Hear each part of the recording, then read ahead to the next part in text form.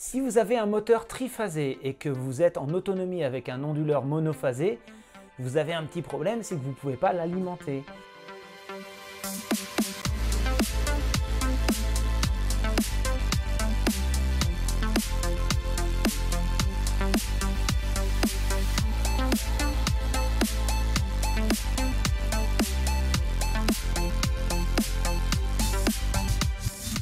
Alors là, je vais vous présenter une solution qui est, c'est pas révolutionnaire, c'est dans l'industrie on utilise ces solutions-là. Alors si vous avez un moteur qui ne demande pas trop de couple au démarrage, j'ai pas testé sur une pompe parce qu'une pompe ou un compresseur c'est quand même avec un gros couple, mais c'est à tester. Mais en tout cas pour tout ce qui est tour à bois, différentes machines triphasées, des souffleries, des choses qui peuvent démarrer de manière variable, la solution qui est le plus simple et je dirais le plus sécurisé et le moins cher, c'est d'utiliser un varieur de vitesse. Alors je vais vous en présenter deux. D'abord il y a le modèle de base, j'allais dire chinois, même si ça ne veut plus rien dire, disons le modèle premier prix, pas très sophistiqué mais qui fonctionne. On le trouve entre 70 et 120 euros suivant la puissance. Celui-là c'est un 2,2 kW. Donc c'est un VFR, je me permets de vérifier en même temps. C'est ça, le modèle là c'est un XSY-AT1. Alors AT1 ça veut dire qu'il n'y a qu'une phase, c'est un monophasé. Il est alimenté en monophasé, en 230 volts et il ressort en triphasé 230 volts. Il ne rehausse pas la tension. Comme la plupart des moteurs triphasés sont aussi bien en 230 volts triphasé que 400 volts, ça dépend du couplage, le couplage étoile-triangle pour ceux qui connaissent. Normalement c'est compatible avec la plupart des moteurs, si ce n'est pas le cas, il faut prendre un variateur plus sophistiqué qui rehausse la tension et je ne suis pas sûr que ces modèles-là le font. Il faut passer par un modèle plus cher.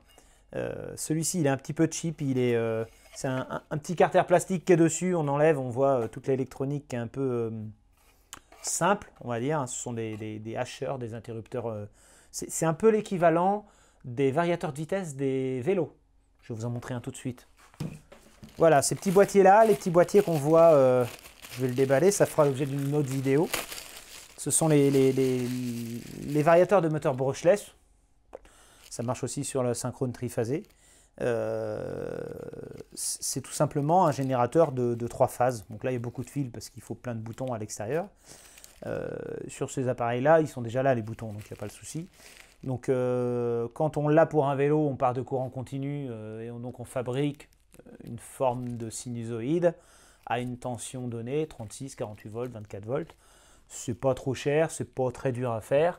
Et là, on part d'une tension alternative, stable, sinusoïdale, et on transforme en une sorte de tension quasi-sinus, carré, alternative aussi, variable. Donc c'est sophistiqué quand même. Donc ce modèle-là, on va le tester en premier. Donc allons-y.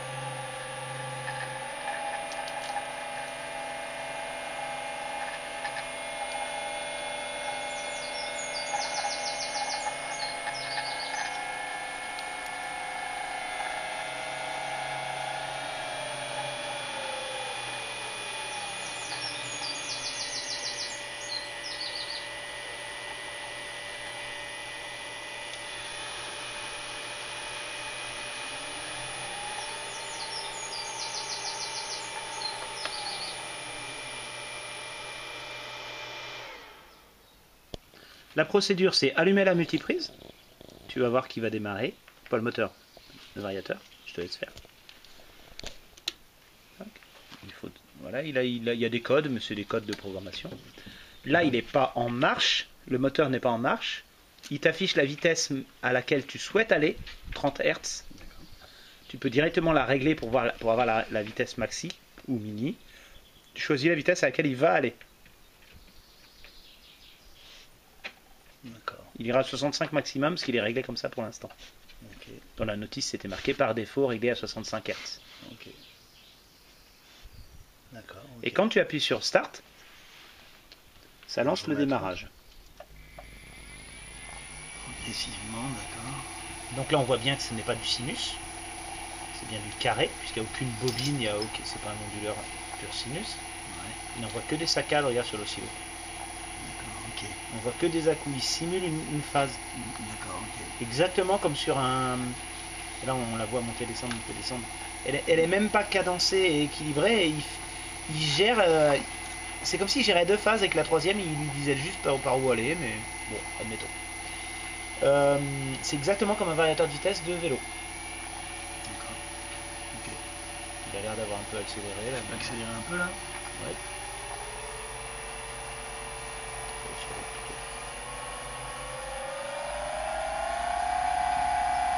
Là, il doit avoir du couple. Ouais. Et quand tu fais stop, ah, il est long à ralentir.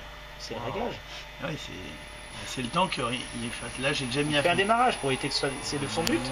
Son but, c'est ça. Ouais, c'est bien. Ok. Film, vas-y, tu fais reward.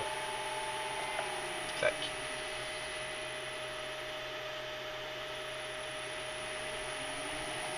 Je filme le compteur si tu veux. Là, hop, je l'inverse, il descend, il ralentit. Et il va repartir dans l'autre sens. Il remonte 26, 36. Le deuxième modèle, c'est un modèle de chez Schneider, c'est l'Altivar. C'est le modèle le plus connu en termes d'industrie. C'est ce que j'ai utilisé à l'école, c'est ce que j'ai utilisé en industrie. C'est quelque chose qui est pointu, qui est beaucoup plus cher et qui pour le même prix est moins puissant. Donc là, on a un modèle qui est à 160 € à peu près et qui est en 0,75 kW. C'est-à-dire pas 3 fois moins, mais pas loin que la puissance annoncée sur le modèle de base. Mais vu comment il est à l'intérieur, celui d'avant, je ne l'utiliserai pas à plus de 1 kW personnellement. Donc c'est kiff-kiff. Là, on est sur un produit qui est quand même paramétrable sur ordinateur. On peut l'associer à des automates, on peut l'associer à toute une chaîne de fonctionnement et des commandes à distance, des commandes variables. Donc c'est vraiment un peu du luxe de l'avoir, mais c'est vrai qu'il a beaucoup de fonctions de protection, des protections de mise à la terre, des protections de variation et ainsi de suite. On va voir comment on le met en œuvre de manière simple, hein, je ne vais pas rentrer dans les détails de programmation. Et globalement, c'est aussi une solution intéressante pour faire du démarrage moteur. Vous voyez. Et là, je suis sur une prise monophasée. Et c'est bien plus petit qu'un onduleur très très cher. Que 3 onduleurs pour faire du triphasé très très cher. Donc c'est une super solution pour les machines-outils. Plutôt qu'investir des onduleurs triphasés, bah, un variateur de vitesse, ça peut être la solution.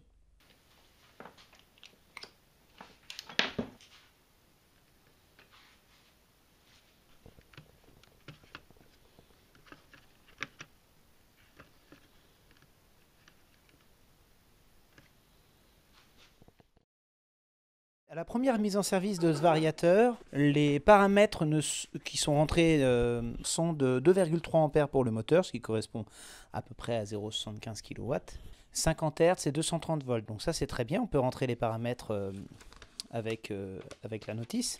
Donc cette notice technique, bah, c'est un guide de démarrage rapide qui est dans la boîte, mais normalement il y a une notice beaucoup plus complète d'une centaine de pages sur le site du fabricant. Et là, effectivement, il y a beaucoup de réglages qui étaient un peu inquiétants au début. Mais sur le guide rapide, c'est beaucoup plus simple. Fort heureusement. Il y a une dizaine de paramètres à rentrer ou à contrôler. Et puis, il y a un mode de câblage pour la puissance et pour la commande. Ça permet de savoir si on veut mettre un bouton à distance ou pas. Là, je ne l'ai pas réglé comme tel. Je vais l'expliquer au client parce qu'il va l'utiliser tout seul. Et puis derrière, il y a un petit peu, c'est la même chose que précédemment, mais un peu avec un synopsis plus clair. Et puis le fameux mode local, configuration locale. Configuration locale et configuration à distance, c'est tout simplement la commande, comment fonctionne la mise en marche du moteur. Alors moi je ne comprenais pas parce qu'il n'est pas prêt à l'emploi, mais en fait, Alors il faut ouvrir le petit écran là, enfin le petit cache. Il faut accéder au mode, il faut configurer auparavant, il y a une notice rapide, la configuration locale et non pas la configuration à distance, qui nous permettent de faire fonctionner le moteur avec la façade. C'est important parce que quand on est en industrie, hors de question que quelqu'un touche au bouton pendant que les moteurs fonctionnent, si c'est un automate qui doit lancer le fonctionnement du moteur, ou si c'est une commande à distance. Donc c'est l'un ou l'autre, et pour que la configuration locale, c'est-à-dire la commande en façade, soit valide, il faut rentrer dans le mode pendant 3 secondes et valider ready si on veut. Et puis à partir de là, ça fonctionne. Alors j'espère que c'est pas à reparamétrer à chaque fois.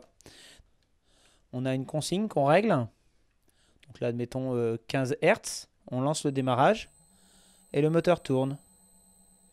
Et lorsqu'on arrête, ben, il met 3 secondes à s'arrêter. Ça se configure en interne. Ça ne le faisait pas tout à l'heure, mais là maintenant c'est bon. C'était la petite astuce. Alors ça fonctionne un peu comme l'autre variateur qu'on a vu tout à l'heure. Et on voit le moteur qui se met à tourner. Donc on peut changer la vitesse quand on veut.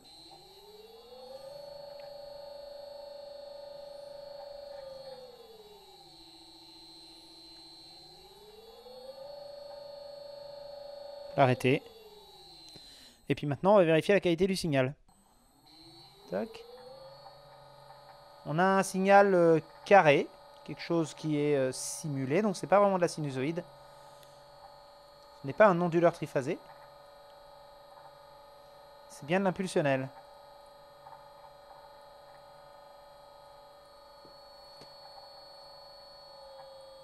Je baisse un peu la fréquence, je me mets à une vingtaine de Hertz.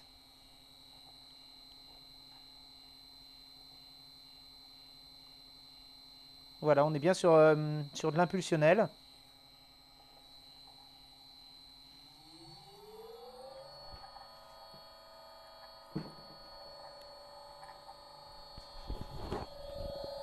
Et le bruit vient du moteur, hein, il vient pas du variateur. C'est le moteur qui est un petit peu rouillé à des endroits, il faut le dégripper. Et la puissance est là. Hein.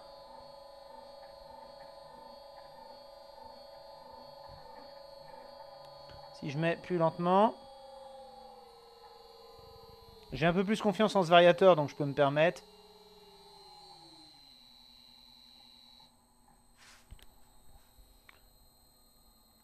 On va dire, voilà, 19 Hz. C'est très très puissant. Je n'ai pas fixé le moteur ce coup-ci. Je l'avais fait la première fois, parce que j'avais un doute, je savais pas si elle avait un démarrage violent. Mais moi, ça me permet de ne pas me casser la main. Si j'essaie d'arrêter le moteur, c'est le moteur qui tourne.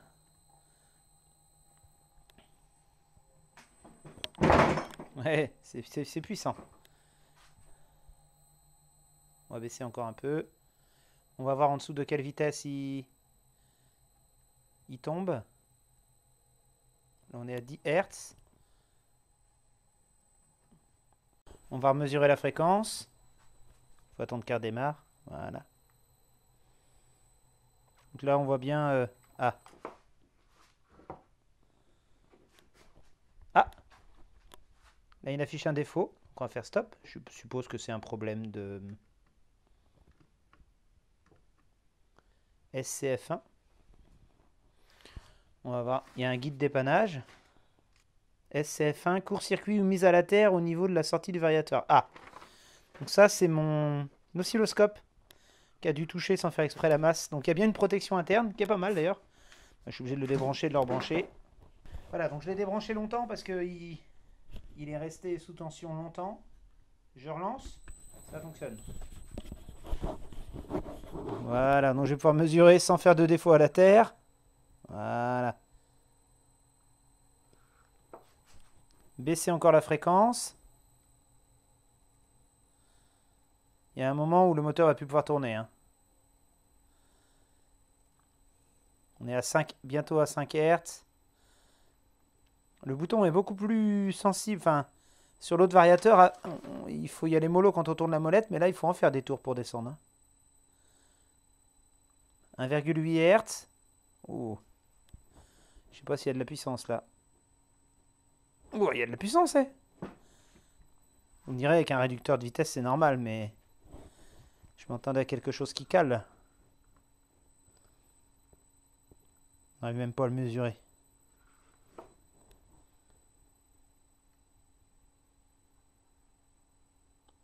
« 0,9 Hz, il tourne encore. 0,4 Hz, il tourne encore. 0, il s'est éteint. Donc, un vrai stop. Ensuite, on va voir s'il démarre à 0,1 Hz. 0,2. Ah, il tourne. 0,2, il démarre. Plus fiable que l'autre. Hein. C'est quand même beaucoup plus précis. Marche très bien. Voilà pour ce petit comparatif avec cette petite solution sympathique. Merci de m'avoir suivi. J'espère que cette vidéo vous aura servi pour solutionner vos problèmes. Au revoir.